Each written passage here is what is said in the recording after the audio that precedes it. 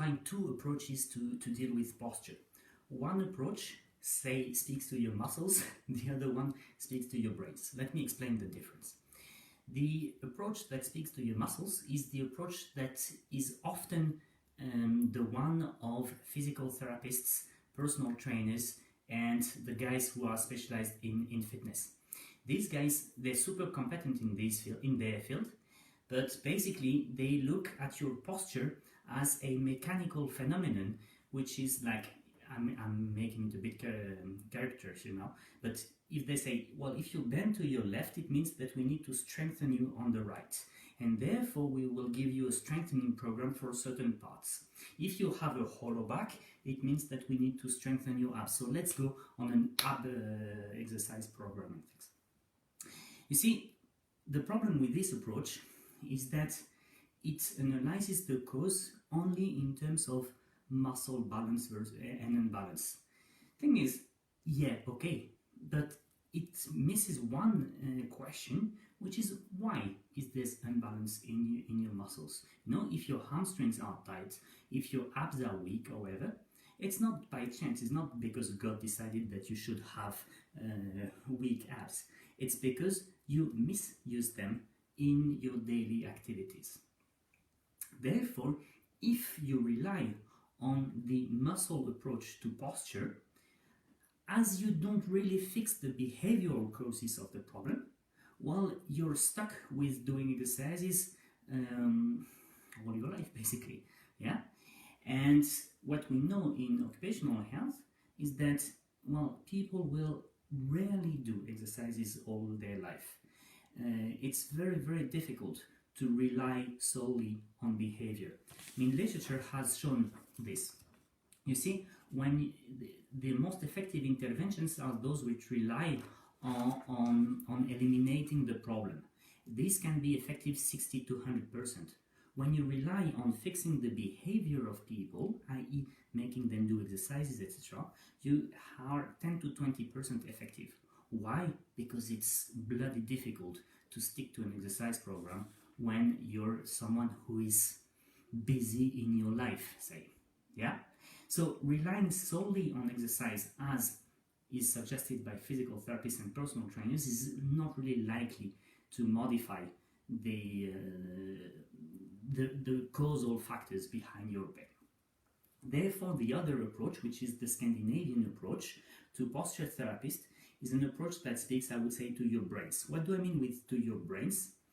I mean that, the way you use your muscles is guided by your brains. Yeah, your brains functions as a computer, and there is here a program which is called the habits, and these habits guide the way you use your muscles in your daily life. You know that, by habit you have your pelvis forward, or by habit you slouch, or by habit this and that.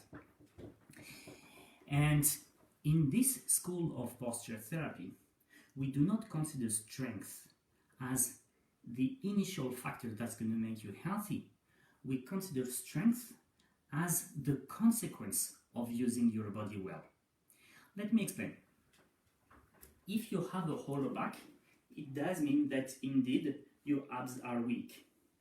But doing ab exercises in the fitness room is not necessarily changing the way you stand. So when you stand, you still do nothing with your abs. Whereas if you learn that actually when you stand you should put your pelvis back and rotate it, and this becomes your only goal for a while, your daily activities become your fitness session.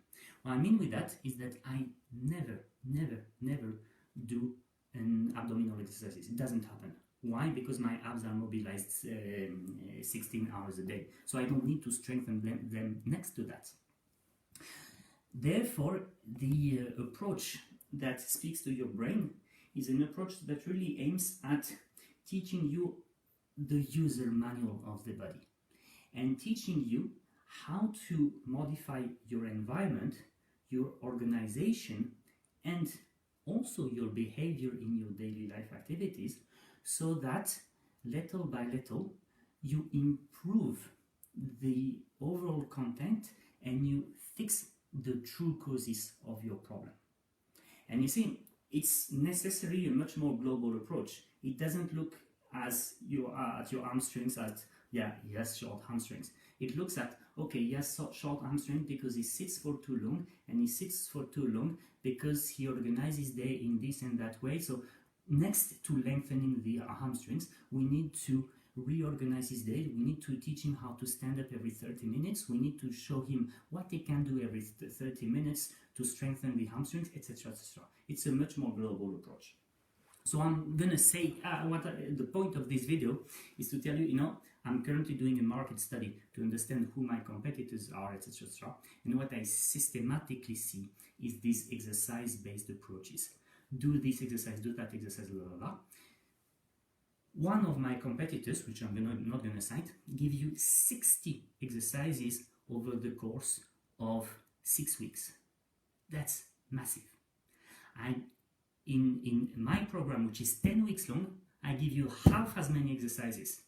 So actually, you see, if you have 60 exercises in 6 weeks, it means 10 a week. I mean, after 6 weeks, what are you going to do with 60 exercises? How are you going to fit 60 exercises in your day? It's not possible. So exercises should be a temporary solution. Some of them should belong to your daily hygiene, but not 60 of them should belong to your daily hygiene.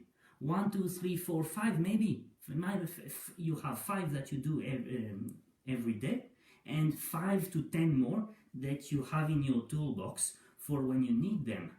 But when you see that someone tells you, well, I'm going to give you a 6 weeks program with 60 exercises, run away from that. This program is purely exercise-based. It's not going to help you choose a couch which is more comfortable. It's not going to help you adjust your car seat. It's not going to teach you how to carry your children. It's not going to teach you how to take breaks at work. It's not going to teach you all that. It's just going to teach you how to fix the consequences of not doing all these things that you should be doing.